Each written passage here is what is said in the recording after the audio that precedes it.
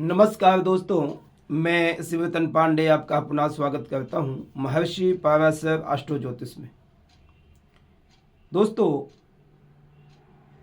रुद्राक्ष के विषय में बहुत से लोगों का क्वेश्चन था। कौन सा रुद्राक्ष हमें धारण करना चाहिए? एक मुखी, दो मुखी, तीन मुखी, चार मुखी, कैसा रुद्राक्ष होना चाहिए, उसका विधान क्या है, किन किन रोगों को कौन सा मुखी रुद्राक्ष धारण करना चाहिए, इन सब बातों पर आज हम डिस्कशन करेंगे, इन विवरण करेंगे और बताऊंगा मैं कि भगवान शिव का कैसे स्वरूप मानते हम भगवान शिव के लिए रुद्राक्ष को, और किस प्रकार से हमें इसको धारण करना चाहिए, विधान क्या है, किन किन रोगों को कौन कौन सा रुद्राक्ष धारण करना चाहिए, कौन कौन सा मुखी, ये सब बातें आपको ध्यान देना है। ठीक है, देखिए, कहते हैं रुद्रस्य अक्ष रुद्राक्ष अक्षुपरक्षितम अश्वतंजन्य वृक्षः।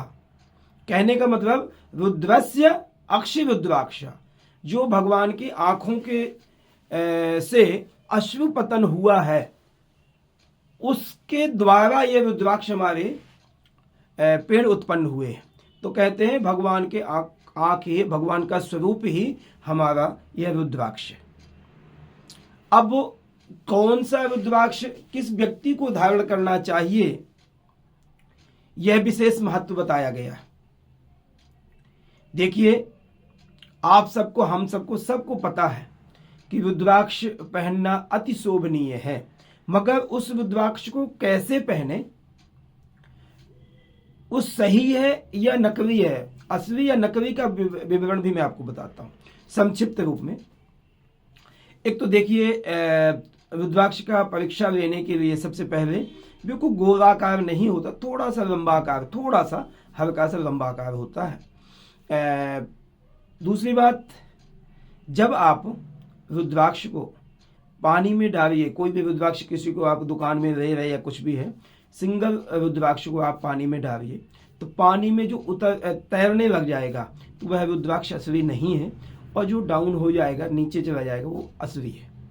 ठीक है, वो रुद्राक्ष बिल्कुल साफ सुथरा हो, उसके थोड़े थोड़े से दाने जो होते हैं ना, उभरे हुए होने चाहिए, बहुत ज़्यादा नहीं, थोड़े थोड़े उभरे हुए दाने होने चाहिए, और चिकना होना चाहिए। ठीक है, सुंदर स्वरूप होना चाहिए। अब हम उसको धारण कैसे करें?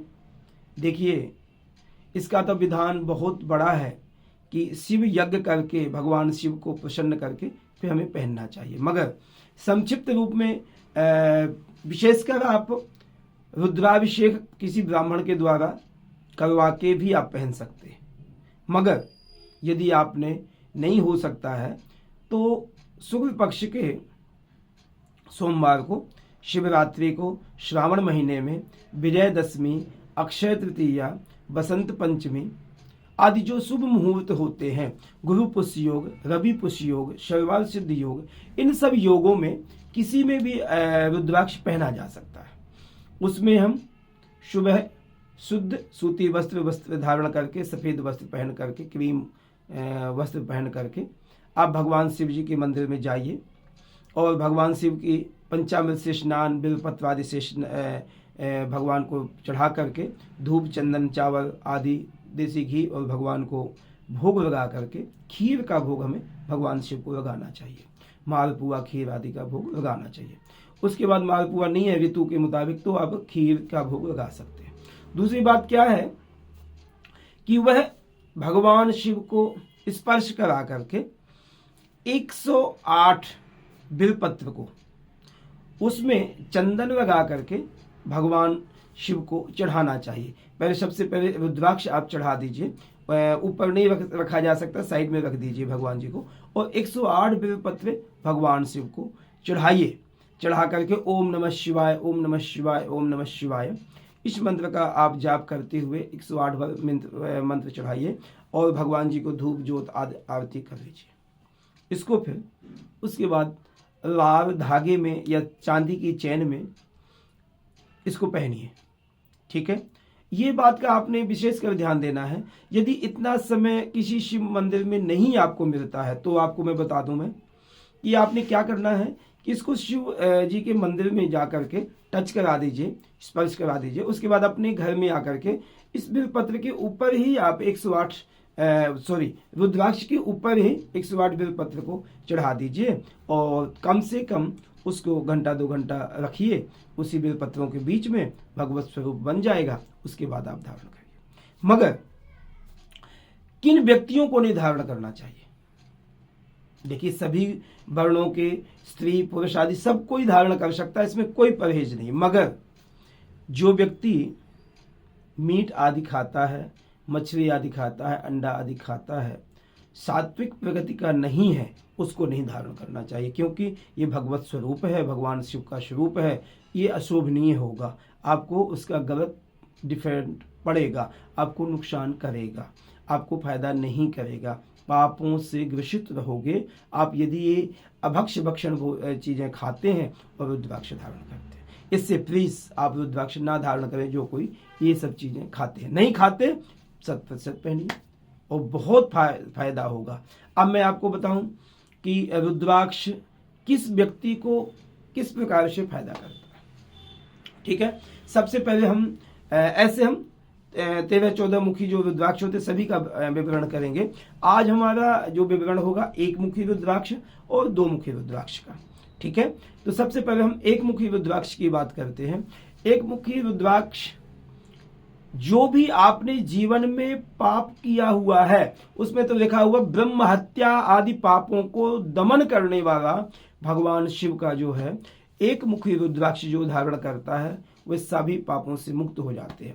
किसी प्रकार से मनसा वाचा कर्मणा, किसी प्रकार से यदि आपसे कोई पाप हुआ है, कभी ब्राह्मण को, देवी को, किसी कन्या को या गौ को अब शब्द बोले या अपने दुर्भावना हुई है, और यदि जो व्यक्ति 1 मुखी रुद्राक्ष पहनता है तो ब्रह्म हत्या आदि पापों का दमन कर देता है।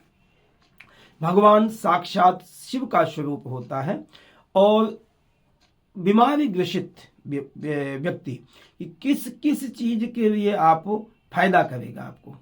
एक तो सबसे पहले व्यवसाय उन्नति आदि के लिए 1 मुखी रुद्राक्ष बहुत फायदा करता है। जिस व्यक्ति का व्यवसाय आदि नहीं चलता है या अच्छा चल रहा, उससे और अच्छा चलाने के लिए 1 मुखी रुद्राक्ष पहनना अति श्रेष्ठ होगा। दूसरी बात, बीमारियों से ग्रसित आजकल हम सब कोई भी है किसी प्रकार से परेशान रहता है, तो सबसे पहले मैं आपको बता दूं, स्त्रियों को, माताओं बहनों को यदि गुप्त संबंधित बीमारियां कोई हैं या स्त्रियों से संबंधित कोई भी धातु आदि से बीमारी ग्रसित है, तो यह 1 मुखी रुद्राक्ष आपके लिए बहुत बेनिफिट होगा। पुरुषों के लिए हृदय रोग, त्वचा यानी स्किन की प्रॉब्लम यदि आपको हो रही है, हार्ट से संबंधित कोई प्रॉब्लम आपको हो रही है, सांस से संबंधित कोई प्रॉब्लम हो रही है, पेट से संबंधित कोई प्रॉब्लम यदि आपको हो रही है, तो 1 मुखी रुद्राक्ष यदि आप धारण करेंगे तो बहुत आपको अतिश्रेष्ठ रहेगा, बहुत फायदा करेगा। इन बीमारियों को दूर करने के लिए 1 मुखी रुद्राक्ष सबसे बेस्ट। ठीक है, अब 2 मुखी रुद्राक्ष की बात हम यदि करें, 2 मुखी रुद्राक्ष अर्धनारीश्वर है, भगवान शिव और माता पार्वती का एक स्वरूप माना जाता है 2 मुखी रुद्राक्ष। 2 मुखी रुद्राक्ष, देखिए कोई भी रुद्राक्ष आपने धारण करना, वही सेम नियम जो मैंने आपको पहले बताए हुए हैं वही नियम होंगे। और भगवान शिव और भगवती माता पार्वती का स्वरूप है, अर्धनारीश्वर स्वरूप है 2 मुखी रुद्राक्ष। यह आपके लिए सबसे जो बीमारियों से ग्रसित लोग हैं और जिन बच्चों की तीव्र बुद्धि नहीं है और पढ़ना चाहते हैं, स्मरण शक्ति कमजोर है, तो 2 मुखी रुद्राक्ष आदि पहन सकते हैं। बीमारियों में यदि मैं बात करूं, किडनी से संबंधित स्टोन आदि की प्रॉब्लम है या किडनी में कोई इन्फेक्शन आदि आपकी हो रही है, तो आप 2 मुखी रुद्राक्ष आप अवश्य पहनिए। फेफड़े आदि से संबंधित, टीबी आदि से संबंधित, सांस लेने में दिक्कत आ रही है, तो आप 2 मुखी रुद्राक्ष धारण कर सकते हैं। पाचन क्रिया, यदि आपकी पाचन क्रिया अच्छी नहीं है, यानी आपको पेट से संबंधित कोई प्रॉब्लम आ रही है, विशेषकर बदहजमी यानी ज़्यादा दिक्कत आदि हो रही है, तो आपके लिए 2 मुखी रुद्राक्ष सबसे अच्छा रहेगा। और अब मैं आपको ये बता दूं कि दो मुखी रुद्राक्ष यदि दोनों पति पत्नी भी पहने तो प्रेम और स्नेह का प्रतीक है।